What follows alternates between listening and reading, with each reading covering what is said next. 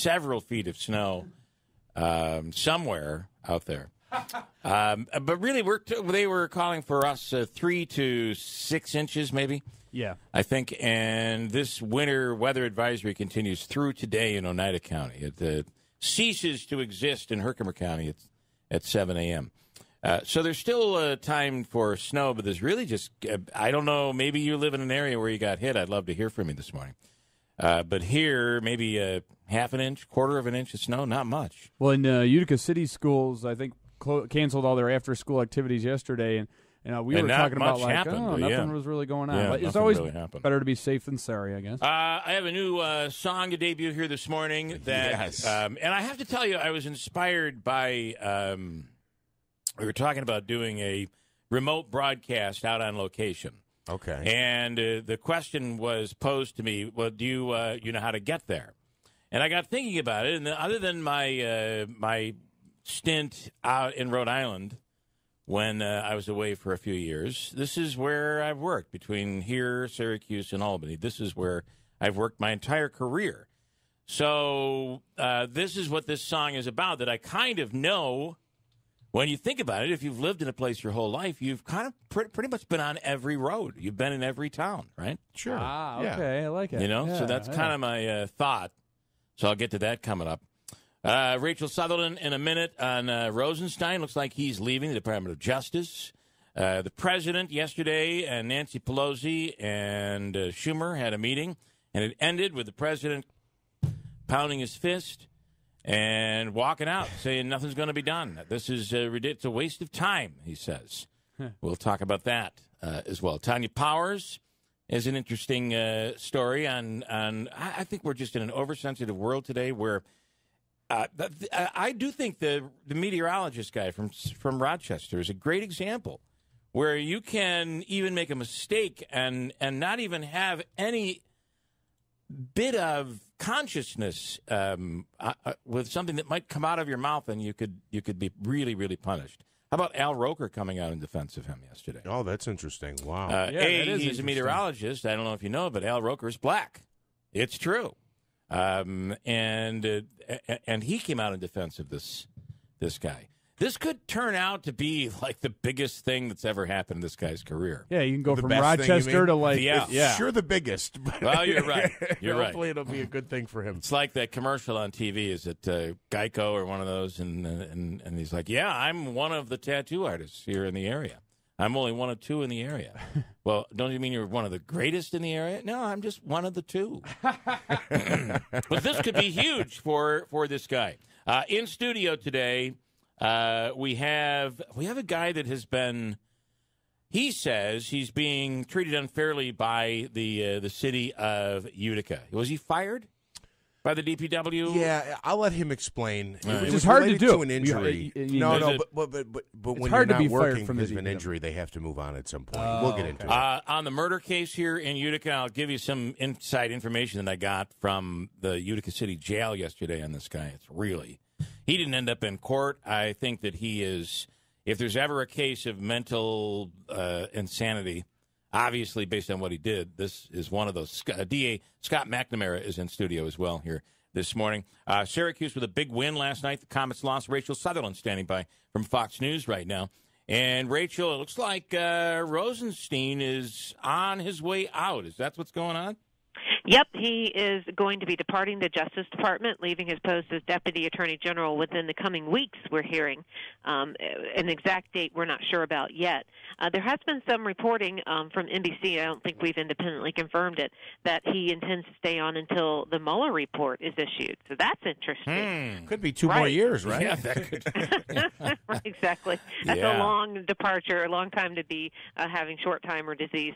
But he is set to go, and William Barr, who is the president's pick to replace Jeff Sessions as Attorney General, has his confirmation hearing this upcoming week. And so we know from our reporting that he intends to stay on until someone is confirmed, or we assume it'll be Bill Barr to be Attorney General. So he wants to have a transition there. And I think the White House is being very adamant about this. He is not being forced out by any means. That's what they're saying. Yes, they're saying that this is his decision, that he saw it kind of as a 2-year gig, and that now he is departing on his own terms, which that's rare for this White House. And it is. It's kind of looking at, I think it was Sarah Huckabee Sanders saying, this is all normal stuff. The average duration for these positions is usually about 1 year to 2 years. Is that true based on your experience, or is there more turnover here than one? I think there's more turnover. It feels that way. Yeah. It feels that way, certainly. And I think also because everything that happens in Trump world makes big headlines where it just all seems so big. I'd have to go back and fact check and see, okay, how much turnover was there in the Obama administration? I mean, certainly there was some, but I think that when you look at the cabinet level type posts that have been vacated or changed in the Trump administration, I believe the Fox Brain Room has analyzed that, and yes, it is definitely more turnover. Yeah. All right, we appreciate it, Rachel. Have a wonderful day. Rachel Sutherland from Fox News. 6:25. Syracuse had I didn't think they shot overly all that well from the free throw line yesterday, but boy, they defensively shut down Clemson, Davey. You sure are right on that. That was a big win. They have 2 more big games on the way, but really every game at this point now that they're in the ACC is a big game. Yeah. But what was your take on Syracuse last night, Davey? I just thought the margin should have been like a little bit bigger than 8. At one point they were almost up by 20. Yeah, and then Clemson went on that run there. Yeah. The Elijah Hughes kid had 14 points to lead all Syracuse scorers. But it was Dolezaj that really shut him down. He had the performance. He's turning out to be a real huge part of this offense. Yeah, but they're still having trouble at the center position. Yeah. I'll also say that the reason I believe that the game was not the blowout that you wanted is that Boeheim constantly goes into the stall at about 5 minutes left. And really, they were up in double digits, and the stall just allowed Clemson to get right back into it. It took Syracuse right out of their groove. He does that every single game. And I get it. It probably by the numbers it works, but it's every time they do it, they lose their momentum. But anyway, it was a big win for Syracuse last night. We're in the midst of a winter weather advisory, winter storm in the Madison County area, Tug Hill, and out toward Syracuse. But we've seen very little snow in this event, but it's going to be cold. And it is windy, and we'll get into all of that coming up. Tanya J. Powers standing by right now from Fox News. And on the target right now, on the in the scope, in the crosshairs, is that, what am I trying to say? Yeah, in the being targeted. Being targeted is traditional masculinity. Tanya, good morning. Good morning. So traditional masculinity would be what? Would it be the Fonz? He was like way over the top with his masculinity. Definitely. You know what? I never even really thought about it like that, but yeah, maybe. There's different. Oh no, that's a good question. Is it opening the chivalry? Is that masculinity? I don't think it's necessarily that. Not being able to cry. A man doesn't cry. He's tough.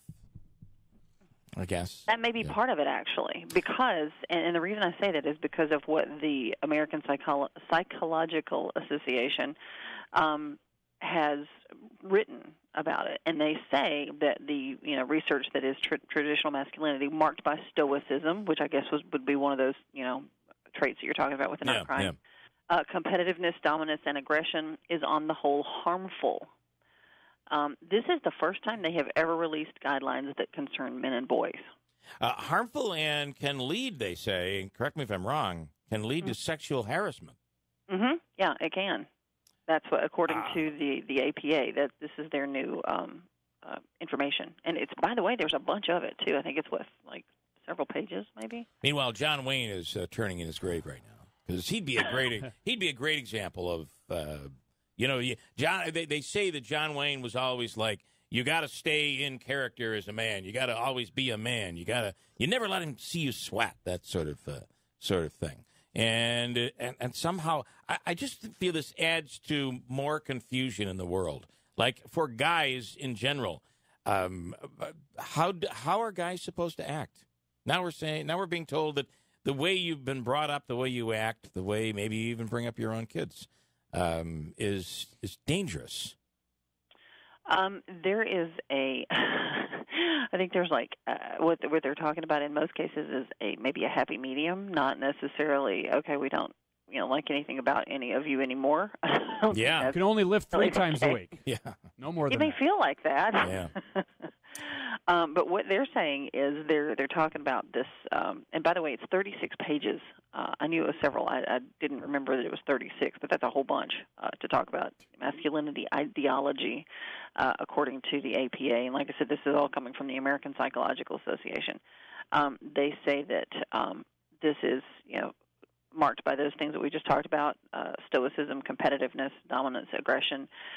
They say that it harms boys and men. It says that it has been shown to limit their psychological development, constrain their behavior, result in a gender role strain and gender role conflict, negatively influence mental health and physical health. A good example of that would be, what was the movie with the kid, the nerdy kid, tots. It was he put the tater tots in his Napoleon pocket. Dynamite. Napoleon Dynamite. Yeah. Do you remember the movie, Tanya? Vaguely, yes. Nick Foles played Napoleon. Because I'm trying to put a finger on what's wrong here. What is actually deemed to be bad. And if you remember in that movie, Napoleon Dynamite had an uncle. If you remember, that was stuck in the past. He was. I used to be able to throw a pigskin quarter mile. He was the quarterback, and now he was nothing but an unemployed loser, and he could not get past his masculinity, and the days when he was something, and it not only hurt everybody around him, including poor Napoleon Dynamite, but it even hurt the uncle himself. Yeah. So maybe that's what we have to kind of look at. Yeah, that's a good point. Yeah. I think it's interesting because this paper actually tells people who treat, physicians, clinicians, how to address the problems of their own bias when treating boys and men. Okay, that's interesting. This is not just about, men have been taught not to cry. I think it goes a lot further than that because, when you're treating boys and men, you treat boys and men differently than you treat men and girls, and that's part of it. Like, don't be a baby. Get up. That doesn't hurt. Well, yeah, it does hurt. My bone is actually coming out of my skin. It hurts, man. Okay, in that case. But, I do this with my son all the time. Yes. Shake it off. You're tough. You're fine. You okay? You okay? Like, yesterday he was screwing around, jumping up and down. He banged his head on the side of the wall and instantly started to cry. And I'm like, come over here. Let me see. I'm like, you're okay. And I go, oh, you're lucky. I go, this is one of the ones that'll stop hurting in 3 seconds. And I go, 3 and 2 and 1, and it doesn't hurt anymore. And he stopped crying. No, you heard him. And believed it didn't hurt anymore. Tanya, tell him. He heard him. Yep. He heard him. He's emotionally scarred. I swear, I couldn't believe it worked. I've never done that before. And we did a countdown to how long he would have to tolerate the pain. And when I got to 1, he stopped crying. I think that is a coping mechanism, which is healthy for boys and girls, probably. Okay. Yeah, I would do that if I had a daughter, too. Tanya, I'm really confused. Childbirth, by the way. No, I don't think it does. It does not. No, it's We're all going to have to look in the mirror and figure this one out. So, and you're right. You bring up childbirth. Guys really are babies when it comes to pain. Okay, Tanya, thanks. We appreciate it. Thank you. Have a great day, Tanya J. Powers. I just think that I don't know what they're trying to say here, but they do say it could lead to sexual harassment as much as it could lead to hurting the males, men, boys. It's funny, too, because oftentimes I think the male sees themselves as the protector. Right. Well, that's part of this. I think but isn't that a good part of it? It seems like it's being twisted into the aggressor or like the when you predator. Hold, like chivalry, and when you think about that, is you hold a door for a female, and the female says, "What? You don't think I can open the door?" Yeah. Well, what's wrong with you? I think it's very few. You think I'm a that. lesser being here? And no, I would open the door. I'd hold the door for a guy too, not just you. Yeah, well, you know what? I've been a gentleman for a long time, and I'm going to continue to do that. Okay, all right. I mentioned my son, so I could probably tell stories for 6 hours now. You know how I am. But what I've taken to doing is, because he does something cute just about every day, I write it down now. I've started writing it down. That's because a good idea. Like a journal. I'll That's see good, my parents, his grandparents, and I'm like, he did something so cute yesterday, and I forget because it's been replaced by the next thing. Do you want to know what he did yesterday? You have it written down. Well, I have it written down. Okay. It happened yesterday, so I haven't forgotten it yet. What did he do yesterday? So yesterday he likes his snacks, right? So he doesn't get them all the time, but he was bothering me for a cupcake, and Daddy wanted to take a nap. So I said, well, come lay down with me for 5 minutes, and I'll give you a cupcake. So he lays down with me. About 30 seconds in, he figures out this isn't for him. He wants to watch Scooby-Doo, so he runs in the other room. Well, anyway, he ends up taking a nap of his own, and I wake him up. He's fell asleep on the couch watching television, kind of nestle my arms around him. I give him like a big hug, and I'm like, Carter, it's time to get up. And this is like 3 hours after he was begging for the cupcake. He goes, can I have a cupcake now? Swear to God. See, I think we learn how to manipulate at a very young age. Yes. We know exactly what to do. Yeah, I'm wrapped around his finger. Daddy thinks this is cute. Watch this. Now you can tour the factory. I don't know if you're excited about this or not. I really don't know that I would want to, but this is what this company is doing with Easter just around the corner. Now you can tour. Hard to believe Easter is just around the corner. Well, the retail outlets aren't. They're all in. About yeah. Now you can tour the factory where they make Peeps. Your kid might actually like this. He likes Peeps. The company in Pennsylvania that makes Peeps is doing a contest, Willy Wonka style, where if you donate $5 to the United Way, you're entered into a contest to win a tour of the plant. Here, would that be exciting? It's about as exciting as I'm not a big Peeps fan. Yeah, I'm not a Peeps fan either. The senior vice president for sales and marketing says you can even taste one nice and warm as it comes off the line. Yeah. I can't tell you how many people show up every year to come for a factory tour, and we don't offer a tour to the general public. For every $5 donation that you make to the United Way of the Greater Lehigh Valley, you win a chance, to win the VIP factory tour. Everybody knows and loves Peeps, but no one ever gets a chance to taste it nice and warm off the line, and it's just pretty amazing. We have 4 marshmallow belts that are kicking out marshmallow chicks and bunnies for this coming Easter. And there's going to be one snot-nosed punk, male or female, that's spoiled, a brat, right? And you just want to put him on that marshmallow vat and dump him right into the hot marshmallow goo. Make him a little peep. And there's a story in the OD today. I saw this when it was in the evening, the Telegram Times down in Herkimer. And it is a story about a wrestler, and I believe it's the coach's son. Bob Bush is the coach of CVA. And see if I get this story correct. And I'd like to get the kid on and Bob Bush. We're working on that. But the story is he was wrestling. These Bush kids there's a good number of really good, incredible wrestlers on that team, CVA.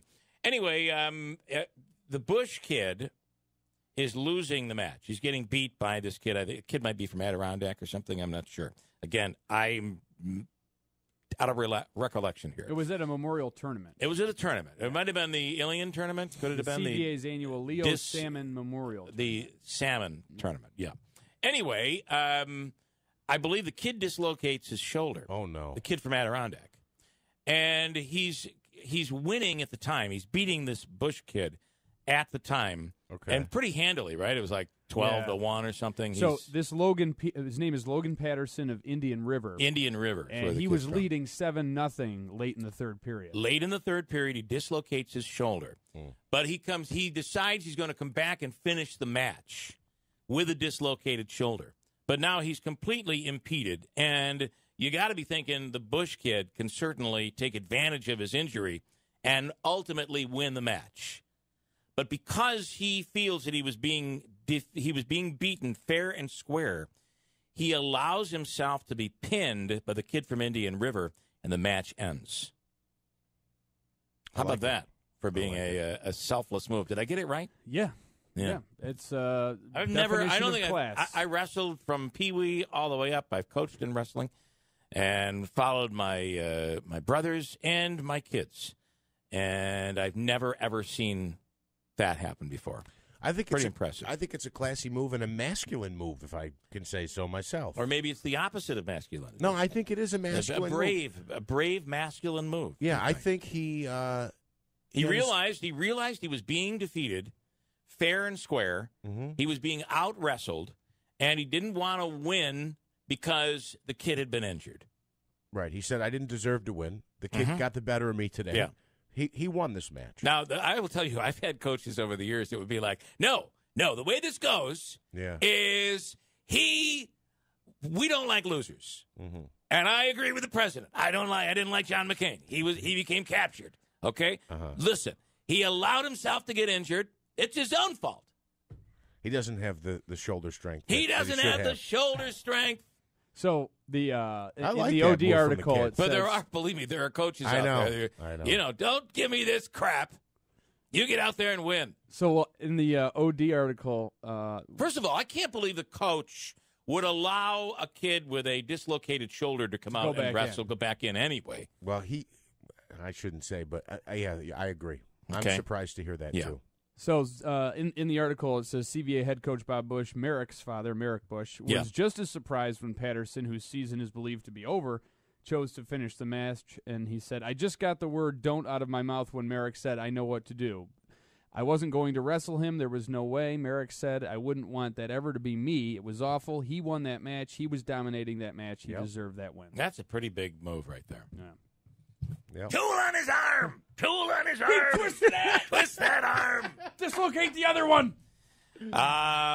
Hey, I'm sorry. I know coaches that would have said just that. Yeah. Be a man. Get out there and take advantage of that injury. What are you saying? Tool on his arm? Yeah, tool on it. That was the phrase. That's a wrestling like if you lingo. were doing a bar arm or an arm bar or whatever you might call it at your school. You get behind and you crank on it. You make it hurt a little bit. I mean, tool on him. Okay. Make him feel the pain. Mm-hmm. And he will give in and you will win. I don't think there's anything wrong with tooling on him. However, when you have an injury like that, you don't want to take advantage of it. So I think this is a big move, and the kid did it on his own. Yep. That's pretty darn impressive, I believe. All right, we have a couple of delays. Without getting into everything, with the whole, it's Brookfield on a 2-hour delay. Brookfield, Canastota, Hamilton, and Morrisville. Okay, these schools on a 2-hour delay. Everybody else is good to go here today. Might be a little slick, a little windy. We still could get more snow in the Oneida County area, but for the most part, this has been a bit of an uneventful winter event, I would say. Coming up next hour, this guy from the city of Utica claims he's being treated unfairly as an employee. We'll get into that. Coming up at WIBX. Last night, my daughter made cornbread, and I got into it. Well, you can't turn down a good cornbread. Okay, so hold on. That's carb, and then butter. Yeah. Your daughter made something. It was good? It was very good. Your daughter's in the kitchen cooking. You feel bad that you actually sampled instead of saying, no, I'm not going to eat what you made because I'm she would have more committed understood. to my diet. No, she knows I would. And actually, she doesn't want me eating her stuff. What are you doing, Dad? I made not that for you. for me. You ate half of it. What is wrong with you? Okay, you're right. These are the conversations my daughter has with me, so I just feel like an idiot. I work so hard on these diets and to try to and with the keto and the no carb and any of that stuff. When you go off and you have an episode, you throw yourself. It's a bomb. It is. It's a bomb. You set yourself back 3 to 5 days. You really throw yourself bomb's going off. off right now. Yeah. Mm-hmm. And I got to tell you something. For those that have been on the keto type diet, it messes with your digestive system too. Let me just tell you, it's worth it. Why can't we just be born without any of this garbage? Right? Like you can eat whatever you want. I'm telling you, man. If you by the way, vodka's good for you. Have more. Yeah. If you worked like a 1 mile walk, and when you want to have cornbread or something like that, work in a 1 mile walk and take it 15 minutes. Yes, you're absolutely right. You're absolutely right. Or don't eat half the pan. That's a good point. That would help too. That's good. That's good. That's good. But I will tell you though, you must not be on the keto diet then, because if you're on the keto diet, and you decide, okay, you're right, I'm going to have carbs and I'm just going to walk it off. You don't walk it off if you're on that diet. Is that right? If you're on that diet, you will gain weight. Okay. Because you've messed with your metabolism to the point where there is no walking it off. Go off the diet, eat right, do all the stuff that everybody tells you you're supposed to do. Exercise, eat right, don't eat too much, don't have too much of the bad stuff. Portion control. That's a completely different thing. You're working your metabolism, you're working your system. But if you commit to this diet, you've messed with your system. And you will gain weight. There's none of that. Just walk it off. You'll be just fine. You might as well just go off the diet. So what's your motivation to go on a diet like that? It's stupidity. That's what it is, right? I just wanted to be clear on that. It is stupidity. I don't know. Other than last night, it works for me. So that's what and I'm in that post-holiday time where I kind of go off. And kind of in recovery anyway. Getting back in and being completely committed sometimes is not easy. Anyway, there's too much good food out there to be on such a restrictive diet. I know. There really is. I had fish last night. And long term, it's not good for you. Probably not. Yeah, you're probably right. Your kidneys and your liver are going, dude, what are you doing to me? You might be right. You might. You know, you actually do get into a lot of good food, things that I consider to be good food. You just avoid the bread, really. Correct, yeah. Like he'll have a sub like fish without last the bread. Night. I had fish, and instead of a breading on it, there was Parmesan cheese. It was baked with olive oil and a little bit of a lemon squeeze. Sounds good. That's really healthy. Great, yeah. But following it up with a half a cornbread roll is probably not part of the plan. And the butter on that cornbread is just so good. I didn't have honey, but I had plenty of butter. Beth Irons with the Oneida County Public Market. I'm talking about this because across from me is a bowl of carbs. Looks very, very delicious. And what have you brought in here this morning? These are chewy apple oatmeal cookies. Okay. Because in the dead of winter, you just want a little bit of love in an oatmeal nice. Cookie. I think that's and really awesome. In New York State, we are very blessed. We are one of the top, I think we're like number 4 of the list of states that have apples as a primary produce product. Right. And they store very well, and the people in New York State who grow apples know how to store them very well. So we can pretty much always get your hands on a fresh apple year-round. You know, it's kind of funny how humans are so much like rodents. And if you're watching television at home, you realize we never get to see Davy. Just like that mouse that's in the middle of the night roaming through your walls and your wallboard. You put a little plate of something out there like some peanut butter. Davy, the rodent comes right out and into the studio. It's right. That's when people get to see Davy. We are trained. And it's your food that he's also taking it out of here so that I don't. I noticed he took the whole container. Yeah, this is post holiday. You had a big holiday with the market. We did very well for November, December. I want to thank everybody who came in and supported our vendors. And now we're in the beginning of the home stretch of the quote winter season. It's not the home stretch of the winter. I'm saying it is, but we're really right smack dab in the middle now. Yeah. So you do it indoors, which is really cool. Yep, we are indoors second and fourth Saturdays of the month, right through April. Inside the main lobby of the train station, beautiful facility. Come down just to soak up the atmosphere, if nothing else. And this coming Saturday, we actually have a special guest that's joining us. Okay, we have a local children's author, Tamara Cantanaro, who has a series of books called "With Mac the Dog: The Adventures of Mac the Dog." All right. Cool. Nice. And her latest publication is Mac and Market. Mac goes to the farmer's market. So many years ago, when I was at the zoo, which many people will remember, we did a production initiative with the local Rotary clubs, where we invited kids from local elementary schools to produce a play from a piece of classic children's literature. And one of the parts of the process of this was every child that participated at every school got a copy of a chosen piece of classic children's literature. I remember, like, one year it was Charlotte's Web. Oh, okay, yeah. We we created a book plate on the inside of each book, and the child was actually we gifted a book to each child that participated, and they could write their name on it. That was their book. They could take it home. Nice. And the impact of handing that child that book was so much more than I expected it to be. Yeah. They could actually take it home. It was theirs. They owned it. And turning a light on for kids to read at that young age was so impactful for me. So anytime I've been able to... What's that? And for them. Exactly. Yeah. I remember when my daughter was younger, she's pushing 30 now. I don't know when that happened. Yeah. But one of the things that she remembers most about her childhood was the time that we gave her first library card. So she had the power to go into the Utica Public Library, choose what she wanted to take home and read. And anytime I could bring children's literature into the public market, it's kind of another connection to the community. Yeah, has a lasting effect. It has a very lasting effect. Yeah. So I happened to be shopping in one of my favorite places in Rome several months ago, and saw a copy of this book and realized after I read a little bit, the little blip that was about the author on the book, that she was a local person. And it's tied into a market. And it's tied into a market. Yeah. Mac was going to the farmer's market. Cool. So we made connections. We made some arrangements. She's going to be with us on Saturday, her and her husband, Joe. They have taken this book series and turned it into what they're calling Max Club. And they have a performance that they take around to local elementary schools, learning centers, libraries, that kind of thing. They're going to be with us this Saturday. Her performance is going to be at 11 o'clock.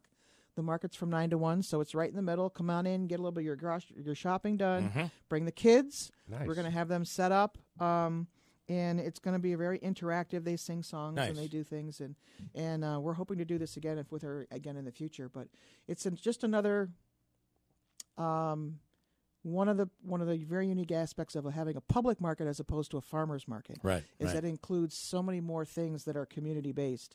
It includes the farmer's market and then some. Yes, yeah, exactly. Which is cool. Yeah.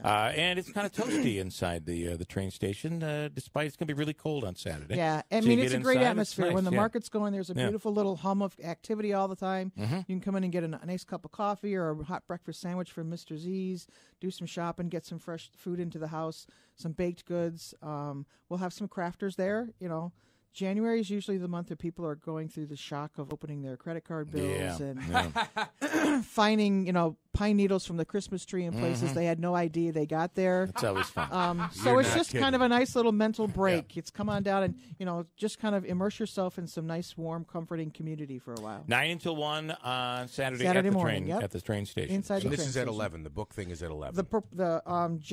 Tammy and her husband Joe are going to be performing at 11. Cool. And they'll be there afterwards for book signings. They'll have copies of their books there. Cool. It's just going to be a really good time. Nice. Thanks for the carbs, too. Absolutely. Yes, You're welcome. They were delicious. Next time I'll bring something with cornbread. That's that is the one thing that set me off. I don't know why.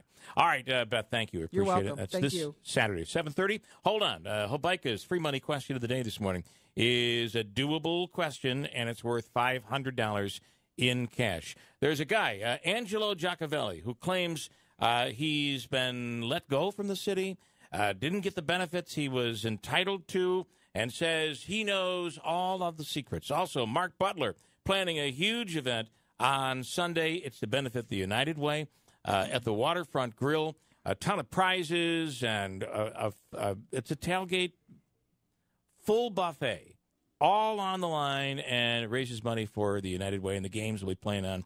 In the background, it starts at noon on Sunday. Butler is coming in.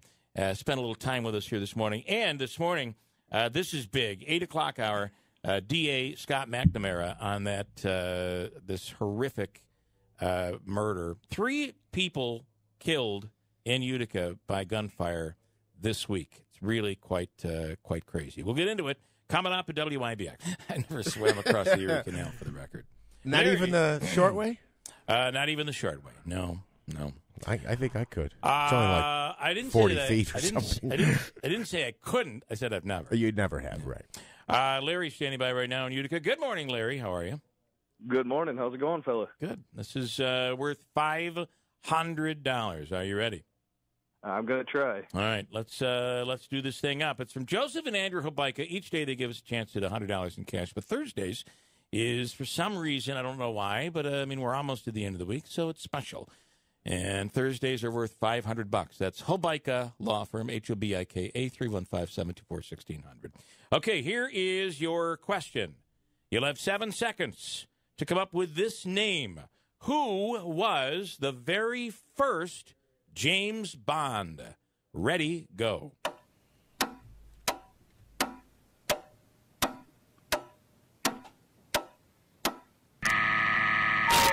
I couldn't even think of it on the tip of my tongue, too. So I thought it was Sean Connery. This is a tough one. Did you get the answer? No, I thought No, it was it's all right. Sean. Yeah, I know. I know. Listen, it's okay for you. We're still going to give you something, but the answer is going to surprise you. The answer is Barry Nelson. Huh? Barry Nelson played the Wow. first James Bond. It really was a tough question. You were probably thinking Sean Connery or Yeah, Roger Moore. Or not Or Roger, Roger. like I I was Roger going to say Moore. more along those lines. Yeah. Apparently, the first James Bond was American. The character was American. Oh, and wow. then Yeah, later, didn't even know that. And later in the 60s, it became... What was the name of the movie? Do we know? Yeah, the movie was Casino Royale, 1954. James Bond debuted as an American James Bond type. So Okay. anyway, the guy's name was Barry Nelson, 1954, in the Casino Royale movie, Peter Lorre movie. Casino Royale. Nice. All right. Well, that's good knowledge. We'll no, it's horrible when you don't win. Larry. Well, That's- yeah, that's very the deal. true. Listen, we will give you a gift card though to the 72 Tavern and Grill, the restaurant at the Adirondack Bank Center. It's a $25 gift card, and it's yours. Sit tight. Davey is going to hook you up. Okay. Thank you, sir. All right. And thanks. where Larry. was he from again? Who are we talking about? Larry from Utica. From Utica. Yeah. Oh, because I thought he had a little country in him. He said, well, you were playing the music, and then you got Cowboy Mark Butler in the other room. When you greeted him, he said, "Hey, fella, how you doing?" Hey, fella, how you doing? Bill. Davey, what are you trying to tell us there? Mooresville Eaton was originally on a 2-hour delay. They are now closed. Morrisville Eaton is now closed. Thank you, I want to Smitty. play a little clip of this. The first person to portray James Bond was an American. The character was an American as well in the movie Casino Royale. Bond was an American working for Combined Intelligence, and he was played by a guy by the name of Barry Nelson. Here is audio from that one. The casino is full of apologies, Mr. Bond. Such an act is beyond explanation. You had not begun to play, so it was not your winnings they were after. Yeah, it wasn't my autograph either. Well, it looks like you're as lucky as they say. Eh? Oh, you're a legend, old boy. Cod Sense Jimmy Bond, they call you. I knew you right away. I didn't know I had that much of a reputation. A little bit of movie history right there. I'd say that's a $500 question. Yeah, absolutely. I mean, it's a tough Absolutely. one. In studio right now is Angela Giacovelli. And, okay, what's your story, Angela? You say you're being treated unfairly by the city of Utica. Yeah. What's going on? In 2016, I had a heart attack, and I went through some cardiac therapy. Okay. After that was over with, my wife at the time had called and said, "What do we owe on the bill, the medical bill?" And she said $2,100. Well, I said, "He's got medical insurance through the city." I said, "No, he doesn't. It's over with." I was never told. I went down to the city. I asked. I said, "You can't take away my health insurance. It's 1 year, 1 year medical for every 5 years of service." So he said, "Oh, you're terminated. You're fired." I said, "You can't fire me." I said, "I have all the paperwork. I got hurt on the job." Well, next thing you know, the lawyer came down and said, "If you keep this up, we're going to call the cops and this and that." And I went to my union. I asked them for help. Didn't get much of help. They tried. They were told he doesn't get it. I called the lawyers in Utica, tried to get them to represent me. Who did you call? I mean, have you... This was 2016. Oh, okay. I might have called the Habaika's law office and a couple others. Nobody wanted it, so I had to call the New York Bar Association. Okay. And they gave me a lawyer out of Rochester named Jamie Hart. He took my case. We put some paperwork together to sue the city over my health insurance. And next thing you know, the mediator called me in October of last year, 2017. Okay. And so 2 years ago, yeah, really. We talked to the mediator and told my side of the story, and I guess the city did too. In November, I got a phone call. I was in Florida last year, and the city said, "When are you coming and get your health insurance?" I said, "You told me I wasn't getting my health insurance, that I was fired." And I said, "We're in the process of suing you people." So I called my lawyer, this and that. Next thing you know it, I got a piece of paper saying that I got my health insurance last November. Okay. I haven't had it since. They keep delaying it, telling me a different So date. you have a court ruling, a mediation, whatever it was, but basically an official ruling that you have health insurance. Yes. And you're saying you don't. No, they haven't given it to me. Okay. They keep delaying it, changing the dates. I have the paperwork dated last November that I got my health insurance. He does, and he did provide me with some paperwork, actually quite a bit of paperwork that I went through. You were with the city basically 25 years. Yes. You believe you're entitled to 5 years Yes. of health insurance because it's 1 year Yes. for every 5 served with Yes. the city. So here's the thing. Your paperwork makes sense. You were approved for New York State disability. Yes. The city actually did call me back yesterday. They claim you are getting insurance, but it won't be until at some point midway through this year. So like what, April or May? Is that what they told you? April. Yes, 2019. So they couldn't. I had questions about your case specifically. Right. You know, the whole point about termination and whether or not they knew you weren't coming back, you were permanently disabled. So here's, I ended up talking to a lawyer who handles this type of thing. Did you miss a paperwork filing? Because that was the only thing he could come up with. No. He says, no. If they're still giving you the insurance, they say they're going to give you the insurance. Yeah, in April of 2019, from November of 2017, I'm paying my own health insurance out of pocket for almost a year and a half now. Do you think the city is doing this to you on purpose? After all this time, it seems like there is something, a reason why I'm not getting this. And who's responsible for all this out-of-pocket money I'm paying for my own health insurance? Right, from then. And my lawyer sent them a letter requesting reimbursement. They never even responded. How long will you be given? I don't understand this because I don't work in a place where if I'm gone, my insurance gets canceled very quickly. I've been through that a few times. Right. So how does it work? You're injured on the job. Will you have insurance for what period? Well, when I got hurt on the job, I went on compensation, Right. and I've had multiple surgeries. When I retired, I was still on compensation for over a year, up until maybe 4 or 5 months ago. I happened to settle with them. Okay?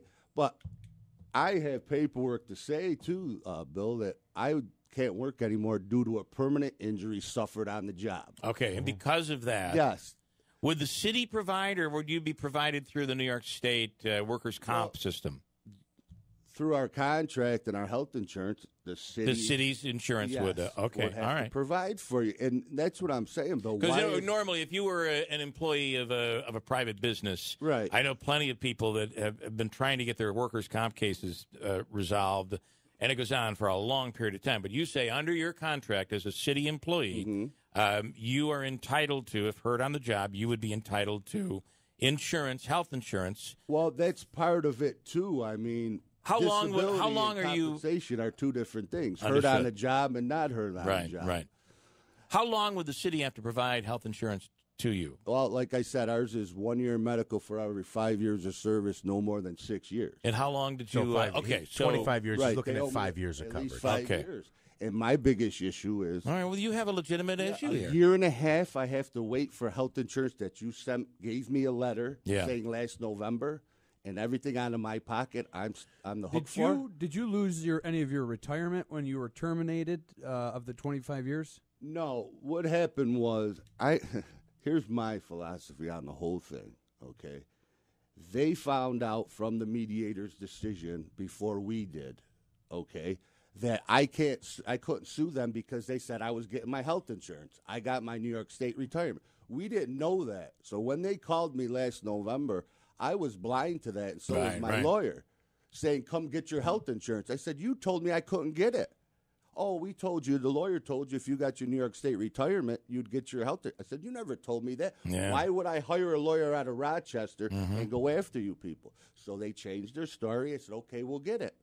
Haven't gotten since. Bill, I got a text message. I got a call from my lawyer October 10th. This past October 10th, the city called my lawyer, reached out to him and said in a few days he'll be getting his health insurance. Yeah. He texted me. My union steward told me October 10th. On October 29th, I got another text saying I got to wait to April of 2019. And what does the union say? Because this could be happening to any union member in the city, right? I'm going to be totally honest with you. My union steward did all he could for me. Okay. The chief union steward never talked to me at all through this whole situation. So all right. I've been winging it on my own, and financially, I can't afford another lawyer or anything. So the good news is, in 3 months, basically, the insurance will kick in. You want to stay healthy between now and then. If you don't even believe it. I don't believe it's going to kick in because I've been strung along now for it'll be a year and a half, and they kept telling me dates and get the hold of me, and never happened. Is there an enrollment that you have to do in this? That you have to get yourself into the program? The open enrollment, all I know is it's an every 6 month thing. Okay. And I knew in November of last year when they told me. Of 2017. Of 17. That I would have to wait probably to that April of last year. That didn't happen. And it went from that April to this November. Did you enroll? Did you enroll at any point? The only paperwork I had from the city last year when they told me I got it, they sent me something showing me that these are the things I'm going to have to pick from. Okay.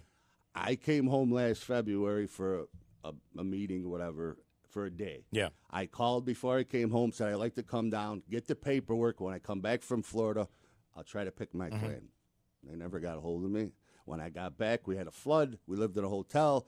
I kept calling my steward, who kept trying to talk to the city, and they kept just, we'll get back. Well, you're going to want to enroll, so you got to find out when that is, and you got to make sure that. They told me April. Okay. So in April you can enroll. I don't believe that because it could have been 6 months ago or last year. They keep dragging me on. How about if we will try to find out what the facts are, and then we'll convey that to you probably by next week. Okay. That sounds great, Bill. I just appreciate it. This is do like my last option. So how long are you here before you go back to Florida? Oh, I'm here. I'm not. You're here back for good. Yeah, so, I'm here. Yeah. Okay. And what your lawyer, is he going to try to recoup the cost you've paid for the last year and a half? He tried. He sent the letter, and they never responded.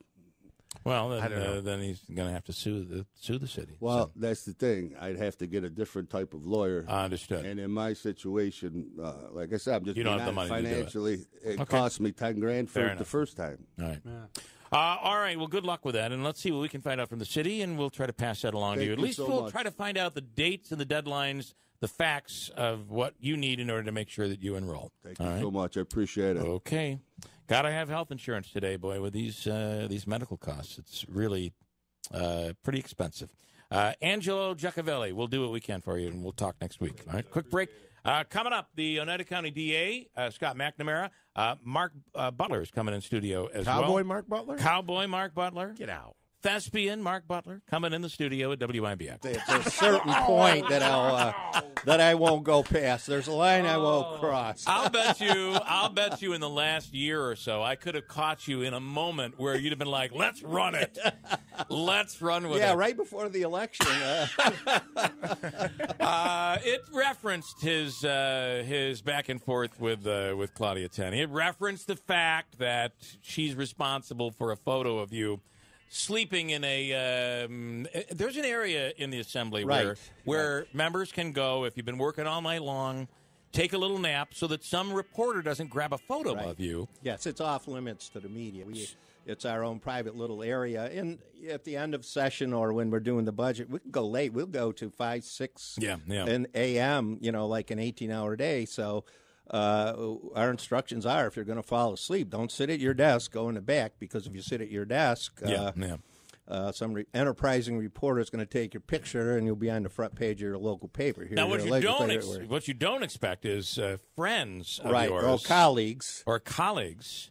To take pictures of you and leak it out so it ends up on a TV commercial. Yes, yeah. And that's what happened to you. Yep, that's exactly what happened. And you believe that Claudia is responsible for that photo? I am absolutely certain. Okay. Yes. She says she didn't physically I know. Well, that's just not true. Because after she took it, she showed it to me and several other people. She forgot about the fact that she showed it to you. Yeah. When she said she had no idea about it. No idea about it. That is just simply wrong. So, needless to say, you were quite pleased with the outcome of the election. Maybe now she'll be one of those reporters in Albany, huh? Yeah, well, that happens. So, anyway, in fairness, I was going to drag him into. I wrote a little, and I thought it was humorous. I enjoy a good humorous jab, and I wrote one that was that Mark said, "You know what? Time has passed. It's over with now. Let's not go there."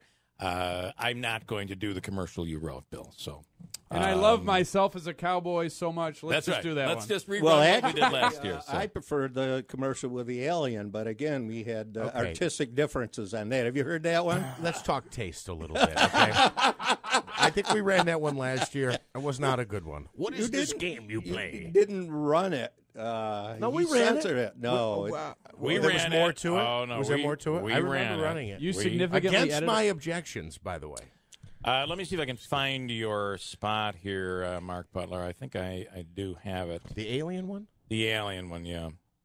What is this game you play? I remember there was a whole explanation, and Rocky does a great job with these. He does do. He's Rocky a good is sport. for those. We kind of bat him around a little bit too. He takes it well, and he's got great lines in these commercials. Rock is the owner of he and his wife of Waterfront Grill. Let's see. Here we are, Butler United Way 2017. What we are talking about, for those that are maybe like confused right now, is that every year for 16 years now, correct? Yeah. You've been doing a tailgate party at the Waterfront Grill for the United Way. Correct. Greater Utica and the Mohawk Valley. It's $25. You get a free buffet. The games are on. First drink is on the house. And the you get first a drink drink ticket, is on the house. Nice. And that is the same. It's this Sunday, by the way, at the Waterfront Grill. Right. But every year, Mark will come up with a creative commercial. Now, creativity is subjective. He puts the create in creativity. Here is his alien commercial. Oh, wait a minute. I got to stop this one from playing. But this is the alien commercial that, Mark, you really love this one. I love this one. You don't agree with me. I said I would rather not. But here we go. Here we are. Oh, my spaceship has just crashed. What are the galactic coordinates of this location? You are at the Waterfront Grill, and I've got to say, we haven't had any strange creatures like you in here since the last time the Buffalo Bills made the playoffs. I see on your viewing screen you have some sort of contest being played. Well, that's a television, and we call that game football. Let me climb up on this chair so I can look you in the eye. There, that's better, and I'll explain it. Well, I see the spheroid object you call a ball, apparently, but what is a foot? A foot is something at the end of your leg. You stand on it. Well, on our planet, we call that a glitz, not to be confused with a glotz, of which we do not often speak. Now, that's what we call a touchdown.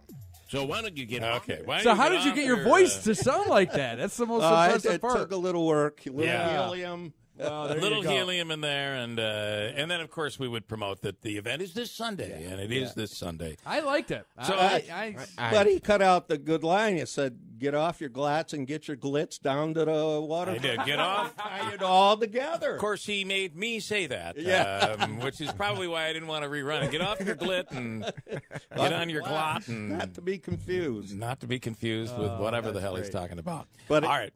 I loved it.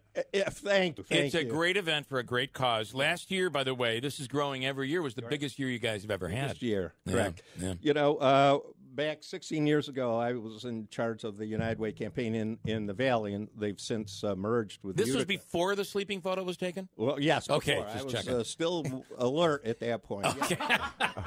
Wow.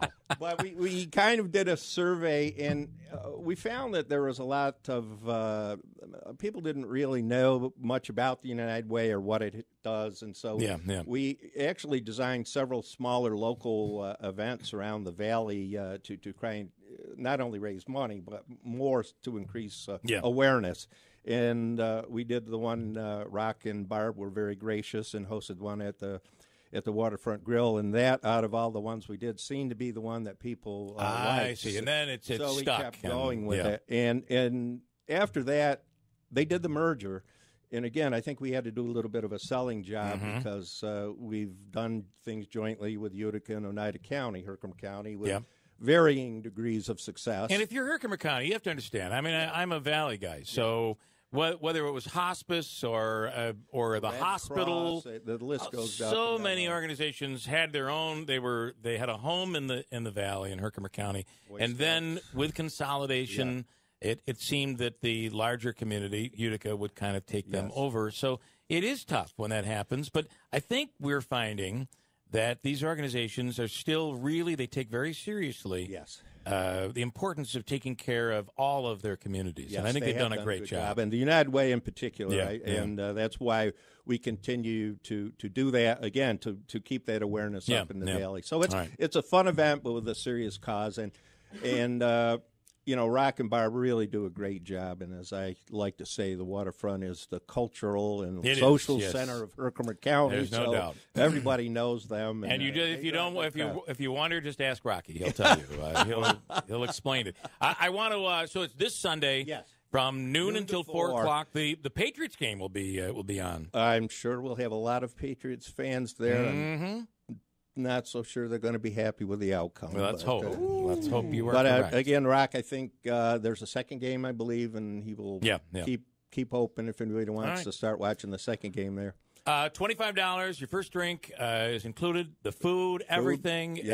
Prizes. A ton of prizes. Great tailgate food too. Yeah, which is awesome. Hamburgers, hot dogs, chili. Soup. Anything else you want? Dad loved it. And I know you got to be in Little Falls. Well, just one thing I wanted to add. I was listening to your show this morning. Very interesting, but I was very interested in the lady you had talking about the role, masculine roles in society, and how that can affect you. And as I listened to that, I could only think about a local celebrity, and I don't want to name names and embarrass anybody, but had a colonoscopy, and we had to hear about it for several weeks. Over and over again. And I said, if it was a man, he'd have gone in and said, Doc, I don't need any anesthetic or anything. Let's just get this done.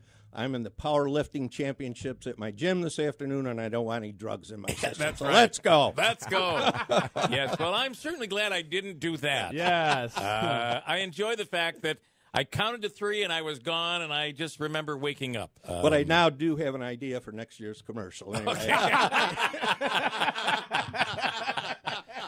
Oh, wonderful. Well, thank you, Mark. Mark Butler, good stuff. And just quickly before you go, you came out and ultimately endorsed Anthony Brindisi, and I don't want to imply that you did that because you were in a riff with Claudia Tenney. You truly and you spoke from the heart one time that I had heard at an event, and you really believe that this is somebody that's going to work for those that agree with him and disagree with him, those who are Republicans and Democrats. You really felt that he is willing to work on both sides of the aisle. Well, look, you work with these people in Albany, and, they're politicians and all the rhetoric. Yeah. But with Anthony, I really believe that what he said was the truth. He'll reach across the aisle. He'll work with everybody. I can tell you from personal experience, we work cooperatively on a number of issues.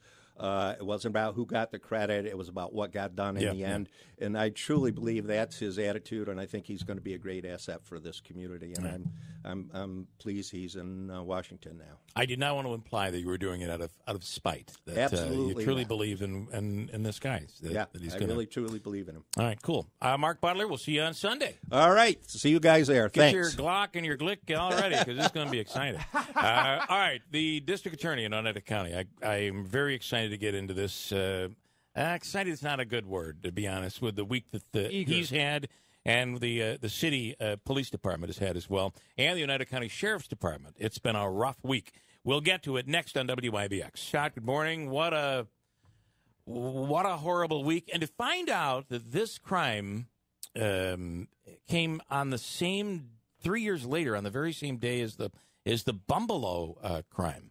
Yeah, 3 or 4. I thought it was 4. It might be 4. I think Bumbalo was 15 and 19. Yeah. Either way, exactly, but on the day, on the very same day, and both included dismemberment. Yeah, absolutely. Yeah, that's an interesting fact. I mean, sometimes fact or the truth is stranger than fiction. Do you think? Do you think? Well, before we get started, though, I just got to say, on the way in, I was listening to your song about you've been everywhere. So I just want to clarify something. Mm-hmm. It sounds like we need to get you down to Deansboro, to the borough or someplace, because I did not hear Deansboro in there.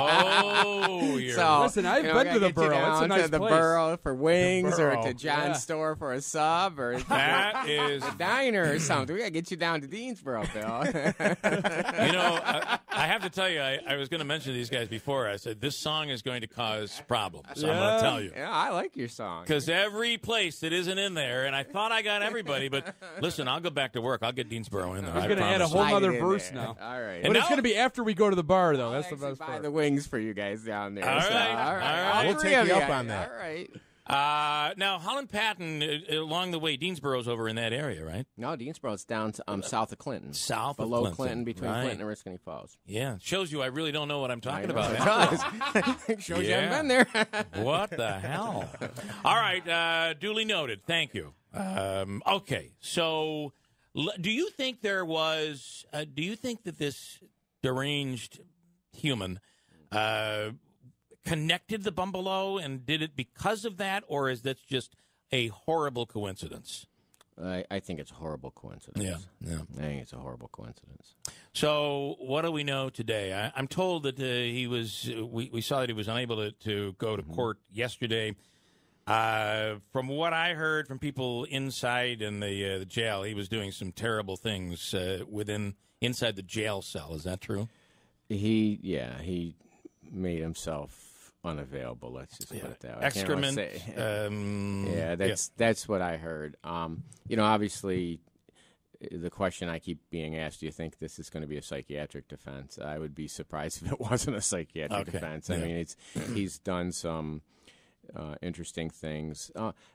And the spitting too. You had to.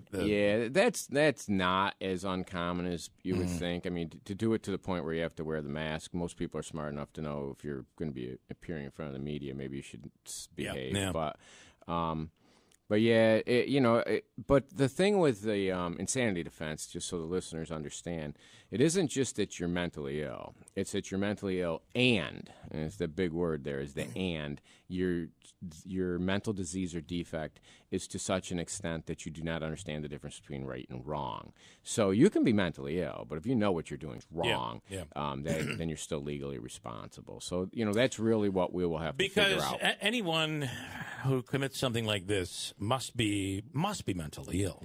Anybody that kills their grandmother, I would assume, has some sort of issue going on.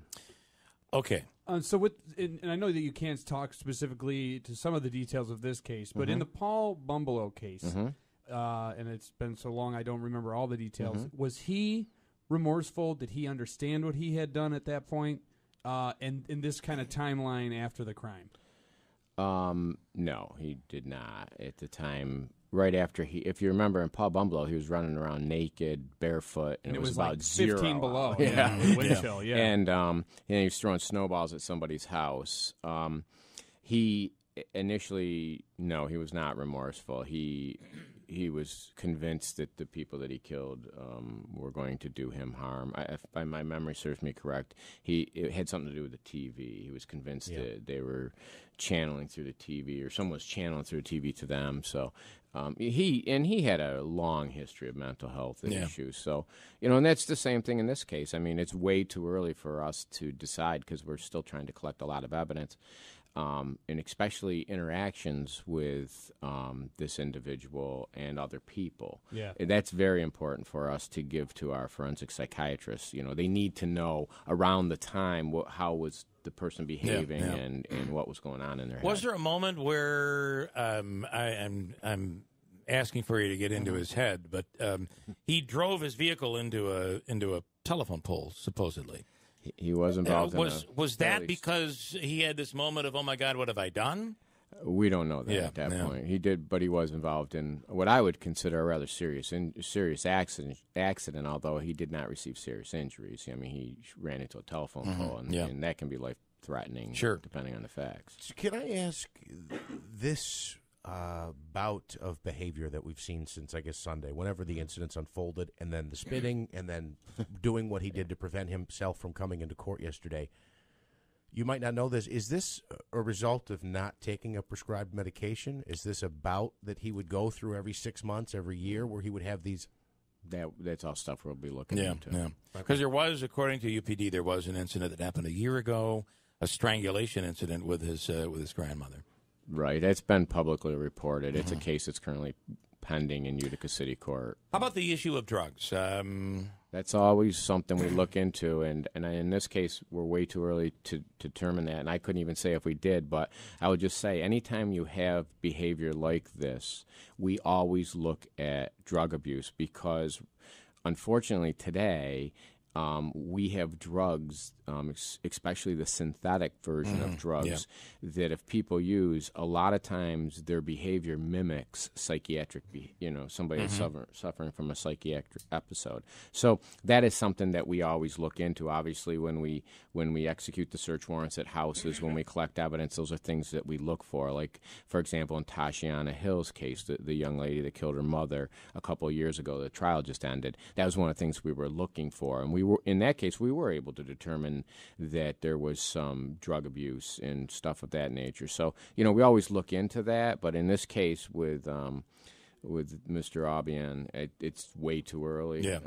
But we already have reached out and retained our 2 forensic psychiatrists to handle it. And in the Shania Hill's case, that was an instance where there was a psychiatric defense, but they were found because she understood the difference between right and wrong. Right. I want to ask you too about the videotape that came out. I did see your interview. You obviously there are family members around here. This is a horrific crime. Right. And the fact of this stuff, it's the new world we live in with Ring and video doorbells and all of this stuff. It ends up on TV, on the web. Your thoughts on that? Well, I understand last time I looked, it had been shared over 1,000 times. I get that. I mean, obviously, I do a job where I get to see that kind of stuff, and it is pretty compelling. And it's, hey, we're humans. We all do it when we drive by a car accident. Everybody looks. So I understand that, but in this case, I actually had tried to get the person to take it down out of just respect for the victim's family. Although it's interesting to the whole rest of the world, or they might find it, wow, there is a family out there, and that's their loved one in a terrible situation. So, I encourage people to think about sometimes when we do these things, how does it affect somebody down the road that you might not know, but if you had, if you turned the tables, would you want your mother or grandmother video being out there like that? Would also, too, and speaking with law enforcement professionals in the past, if they hadn't had a suspect in custody, and that video may have been a key element to finding out the person who actually did it, or if there was, false confession to confirm that it was a false confession, then you would have had more of a problem. From an investigation standpoint, am I correct? That video was already in the possession of the police before. Okay, the police had already made a copy of that video. Before it was posted. And I don't know, but I'm assuming that the person probably didn't even put one and one together until the police showed up, knocked on the door, and said, "Hey, we noticed you got a camera out there. Can we look at it?" And then the person knew they had video. That happens a lot of times, and obviously in this case, what we're asking people throughout the area, especially over near Albany Street in that area, if they have cameras, if they could check their cameras to see if it captured anything in the evening or early morning hours of that, before the accident. So in the accident, I think it was at 9 o'clock off the top of my head. So any time in that time frame, because obviously, people's cameras oftentimes, their home cameras, catch the road areas. And speaking of that, I was reading a report just recently about Ring, and now this CES thing going on in Vegas. There are several of these doorbells, video doorbells. What used to be very difficult you had to go out and hire a company. They came in, they hardwired everything. You get this stuff on Amazon, and it's all wireless. And I would dare to say that you're starting to feel the effects of that. This is a good example, and it does make your case a little bit better, I would think. Video has definitely changed the world. I've been in the DA's office 26 years. When I first started, if you got a video of anything, you were lucky. Today, you'd be surprised how many homicides or parts of a homicide we actually are able to capture. And cell phones alone. I mean, no matter where you are on the Connolly case, that cell phone was imperative when it came to your case. And will most likely be in this case or the other homicide case that we're dealing with. So, Okay, we're going to take a quick break. You're good to hang for a few minutes? absolutely. I want to get into a little bit more on this. I do have some questions on the Caitlin Connolly because we were promised an appeal, and I'm wondering what's happening there. Also, the case of the off-duty Albany police officer. In that case, I have a few questions on that. Sure. We'll get to it. Talking with Scott McNamara, Oneida County DA, next here at WIBX. Let's talk about the Albany off-duty police officer. Mm-hmm. So what we know is that this man had gone to the casino, and what do we believe? That he went on a website, found a prostitute in Utica? Right. What we know... or what we believe we know at this point. We're trying to confirm it with video and numerous other types of electronic media. But said he went to the casino, was at the casino for a while, quite a while, and then at some point during the night he went on a I forget the name of it. It's not Backpage, but it's like Cut to the Chase or something like that. We're better off not knowing. Yeah, yeah. Website. Right. And apparently, I've never been on the site, but apparently they advertise prostitution. He found this young lady. Obviously, she's in Utica, and then he came from the casino to Lincoln Avenue. And so it's not a what's the one? I thought it was like Ashley escort service. service. I thought she was at so the it's not a website where two people decide that they want to hook up. This is a prostitution service website. This was prostitution, and they kind of they go in the shadows of escort services usually. Sometimes I didn't see the site. I know the police downloaded everything off the site. I was watching his interview and her interview, so I know they had copies of what was there because they were confronting them with it. I guess the first question I would have is, if you are in a certain line of business, like law enforcement, yeah, you kind of know that this is a very difficult world, very Absolutely. dark world, very dangerous world in so many different ways. Absolutely, and that's why I have almost no patience for him, because he knew better. And if he didn't know better, then he shouldn't have been a cop. So then I asked this question. There's a case just out, I heard a news report on this today, of a police officer that was shot and killed, and a civilian is being charged with murder. But the civilian did not shoot and kill the man. Mm-hmm. But his actions, he did fire a gun into a police, I believe, into the building. Mm-hmm. It then created a confusion where another police officer shot the police officer and killed him. Right. So the man, because he created this scene doing something nefarious, is now being charged with murder. So in the same line, if I can make a stretch here, here's a guy that this man, as terrible as this person might be who was trying to rob him, never would have died on that night had this off-duty police officer had he not been breaking the law. Right. So is there an additional potential charge there, or is that too much of a reach? It's too much of a reach. Okay. The major difference between those two things is when you're engaging in gunfire with somebody, you're shooting at somebody, you can anticipate they're going to shoot back, and therefore someone being shot by friendly fire is not a likelihood, but it's not out of the realm of possibility. And most people would realize you got it. You know, when you're shooting at somebody, someone's going to shoot back, and somebody might get shot. And when you're picking up a prostitute, although most of us that work in the field, as this police officer should have know, it's a somewhat dangerous area to put yourself into. You don't really.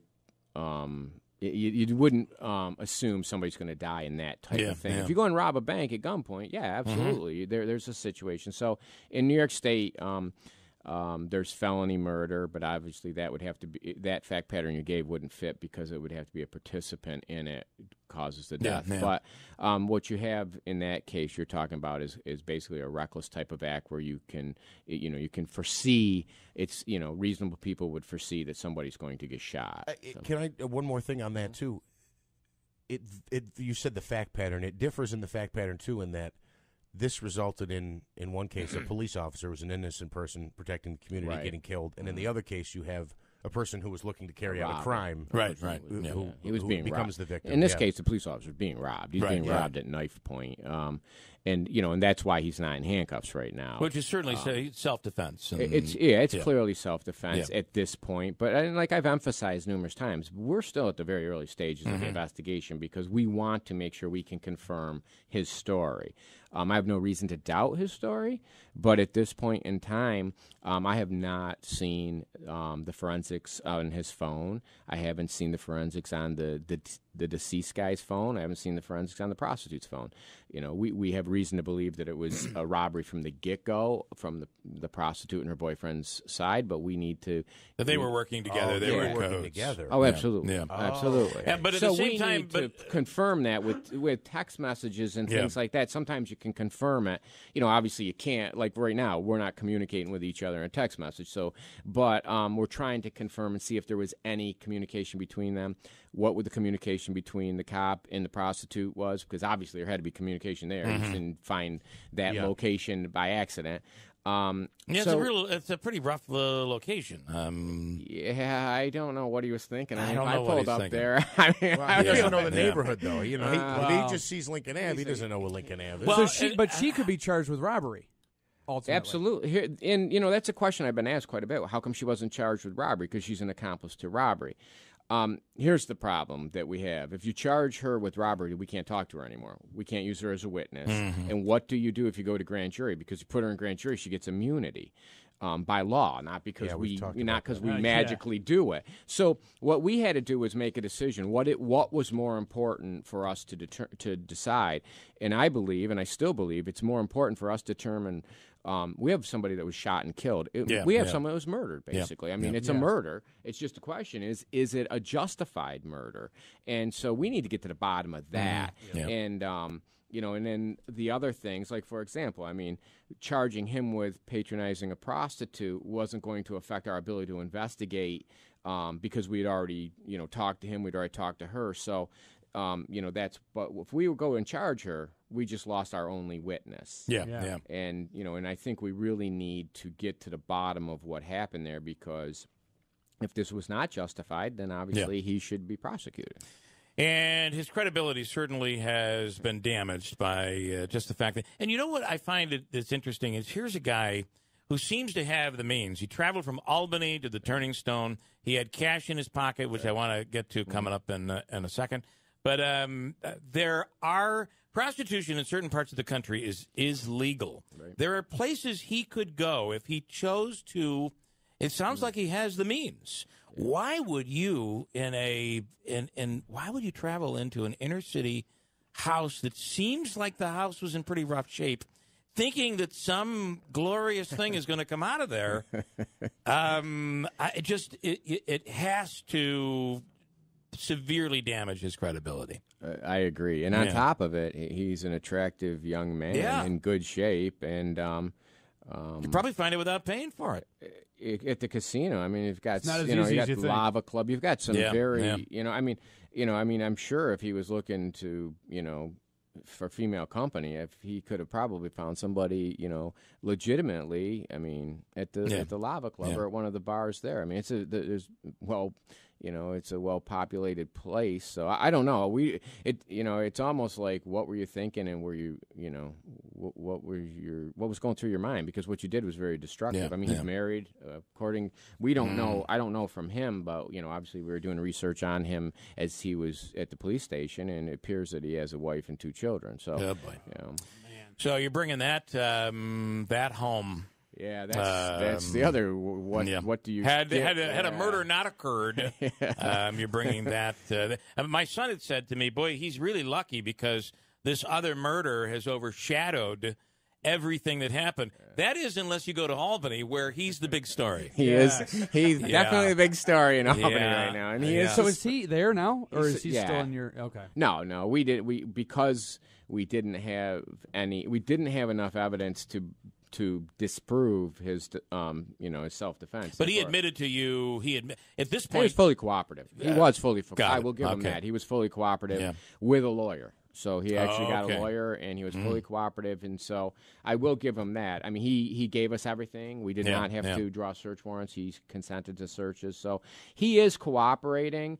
And, we know what his behavior was from 911 calls, because obviously there were calls where, there was an open mic and we could hear what was going on inside of that place after the shooting. So he's been cooperative. We have no reason to doubt his story, but something like this, I don't make a decision that quick. I mean, I want all the forensics, and then we'll sit down and look at everything. Finally, before we let you go, Caitlin Connolly, we had been promised an appeal. What are your thoughts there? Have you heard anything? Do you know anything? We're still waiting for the appeal to be filed. It has not been filed. Yeah.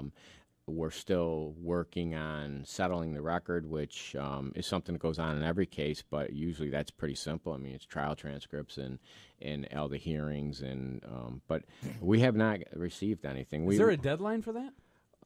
Technically, yes, but in a murder case or when someone's sentenced to a substantial period of time, the court doesn't really hold the defense to that. So. And short of some new evidence, that would be the smoking gun that would set her free.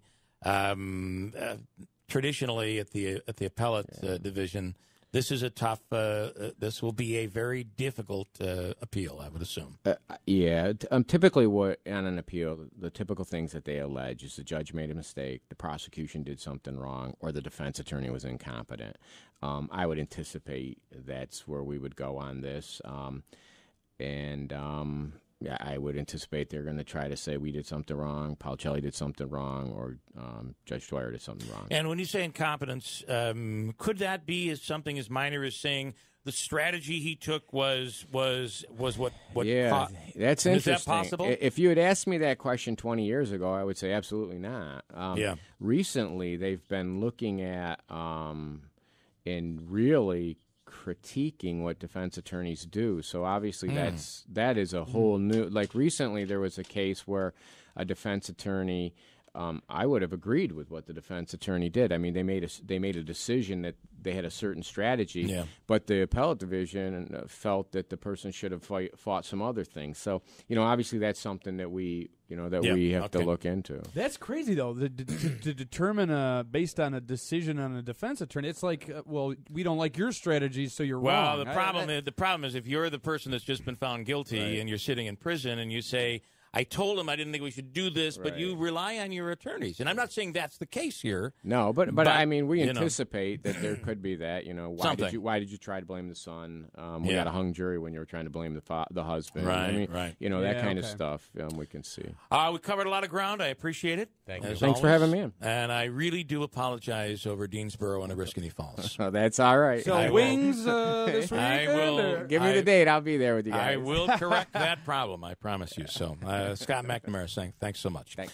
All right, that's it. We got to go. Remember, still some inclement weather. Some storm warnings and advisories are still in effect through the day today until 7 p.m., depending on where you live. All of that information is available up on our website.